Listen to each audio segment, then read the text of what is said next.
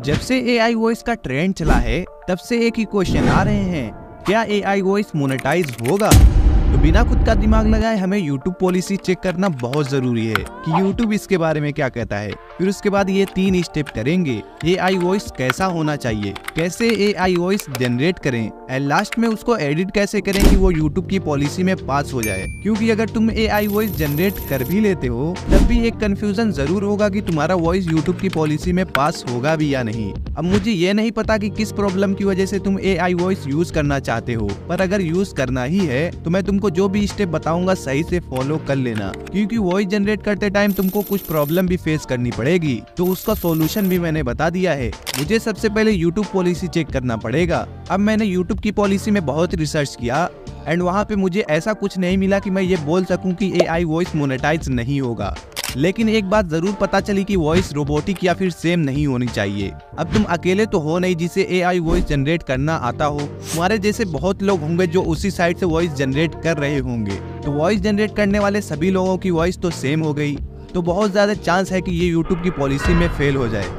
अब सॉल्यूशन क्या है, तो सुनो, ये तीनों स्टेप को बारी बारी करते हैं, फिर एक टूल से चेक करेंगे क्या ये वॉइस पॉलिसी पास करने लायक है या नहीं। पहले हमें ये देखना है कि एआई वॉइस कैसा होना चाहिए। अगर तुम लोग low quality robotic voice use करते हो जो maximum free AI tool provide करते हैं, तो ये YouTube की फेयर यूज पॉलिसी के अंडर नहीं आता। सो तुम लोग को high quality deep fake voice use करना है। डीप फेक मीन्स किसी पर्सन की ओरिजिनल वॉइस जिसको एआई से मॉडिफाई कर दिया जाए एंड वहां से तुम टेक्स्ट टू वॉइस जनरेट कर पाओ। उसके लिए तुम 11 Labs जैसी साइट यूज कर लेना। अब यहीं से मैं तुमको सेकंड स्टेप बताता हूँ कि high quality deep fake voice generate कैसे करना है। तो एआई वॉइस के लिए तुम 11 Labs का यूज कर लेना। लॉगिन करने के बाद सबसे पहले तुम यहाँ से वॉइस सिलेक्ट कर लेना, पर इसमें से सबसे प्रोफेशनल एडम की वॉइस है, यहाँ पे मैं इसी को सिलेक्ट करूंगा। वैसे यहाँ पे इमोशन के अकॉर्डिंग वॉइस मिलती है, अपने चैनल के हिसाब से सिलेक्ट कर लेना और इस बॉक्स में अपनी स्क्रिप्ट पेस्ट करने के बाद यहाँ से जनरेट कर लेना। अब एक बात तुमको ध्यान में रखना है, अगर तुमको हिंदी में वॉइस चाहिए तो तुम हिंदी में ही अपनी स्क्रिप्ट लिखना। अगर चैट जैसी हिंदी लिखोगे तो वॉइस सही से जनरेट नहीं होगी।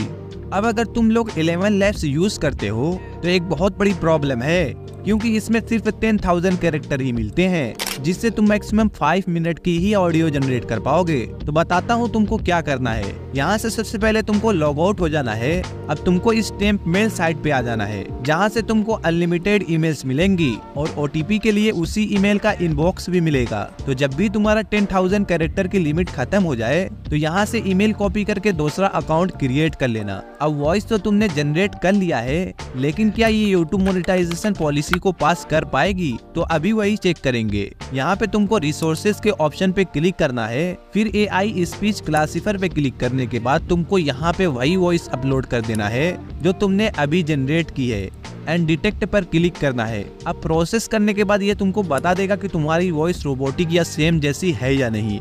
अब यहाँ पे तुम खुद ही देख सकते हो, ये 98% बता रहा है, मतलब कि ये वॉइस जनरेट की गई है जो YouTube इजिली डिटेक्ट कर सकता है। अब इस चीज को पास करने के लिए हमें इस वॉइस की एडिटिंग करनी पड़ेगी, जिसके बाद 11 Labs खुद ही नहीं बता पाएगा कि ये वॉइस इसी साइट से जनरेट की गई है। और मुझे पता है कि तुम में से मैक्सिमम ऑडियंस मोबाइल पे ही काम करती है, इसीलिए मैं इस वॉइस को मोबाइल पे ही एडिट करने वाला हूँ। मोबाइल पे एडिट करने के लिए Lexis ऑडियो एडिटर डाउनलोड करने के बाद यहाँ ओपन पर क्लिक करने के बाद अपनी वॉइस को इम्पोर्ट कर लेना। अगर तुम्हारी एक वीडियो की वॉइस 2 या 3 पार्ट में है तो एक वॉइस को इंपोर्ट करने के बाद दूसरी वॉइस यहीं से इंपोर्ट कर लेना। अब वॉइस तो इंपोर्ट हो गई। यहाँ पे तुमको 3 डॉट पे क्लिक करने के बाद इफेक्ट पे क्लिक करना है और यहाँ इक्वलाइजर या एम्पलीफायर पर क्लिक करना है। अब तुम लोग यही सेटिंग रख सकते हो और फिर अप्लाई कर देना। अब फिर से 3 डॉट पे क्लिक करना, इफेक्ट पे क्लिक करना एंड उसके बाद चेंज पिच पे क्लिक करना और इसको -1 हाफ टोन पर रखने के बाद अप्लाई कर देना और फिर से इफेक्ट पे आने के बाद चेंज टेम्पो पे क्लिक करना और यहाँ पे ऑडियो के हिसाब से -1 से -5 के बीच रख लेना और सेव कर देना। और फिर से इफेक्ट पे आने के बाद कंप्रेसर पे आने के बाद ये वाली सेटिंग करके अप्लाई कर देना। अब लास्ट में तुमको वीडियो को नॉर्मलाइज करना है। यहाँ से इफेक्ट पे आने के बाद नॉर्मलाइज पर क्लिक करने के बाद इस वॉइस को नॉर्मलाइज कर लेना और सेव कर लेना और फाइल मैनेजर में आने के बाद इस वॉइस पर लॉन्ग प्रेस करने के बाद रीनेम पर क्लिक करने के बाद यहाँ इसको कट करने के बाद MP3 कर देना। तो ओके पर 2 बार क्लिक करना। तुम्हें इस वॉइस को इनहेंस करना है, उसके लिए गूगल पे एडोब पॉडकास्ट सर्च करने के बाद इस साइट पे आ जाना और यहाँ पे अपनी वॉइस अपलोड करने के बाद यहाँ से इनहेंस कर लेना और डाउनलोड कर लेना।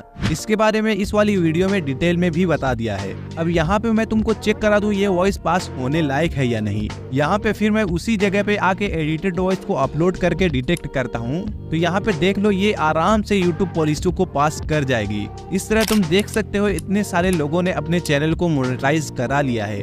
अब तुम लोग कुछ सोचो, उससे पहले मैं ये बता दूं तुम्हारी स्क्रिप्ट खुद की होनी चाहिए, ऐसा ना हो कहीं से भी उठा लो। हाँ, लेकिन चैट जीपीटी से जनरेट करके मॉडिफाई कर लेना, तब भी काम चल जाएगा। अब अगर यूट्यूब पे आना चाह रहे हो और नीश नहीं डिसाइड कर पा रहे हो तो ये वाली वीडियो जरूर चेकआउट कर लो, क्योंकि मैंने ऐसे निश्चित बताए हैं जो तुम्हारे लिए बेस्ट होंगी और अर्निंग एंड ग्रोथ दोनों भी जबरदस्त होगी। और हाँ, अगर वीडियो मटेरियल चाहिए तो ये वाली वीडियो चेकआउट कर लो। मिलते हैं वहीं पे। एक जंगल में एक खरगोश रहता था। सर्दियों के दिन थे। एक जंगल में एक खरगोश रहता था। सर्दियों के दिन थे।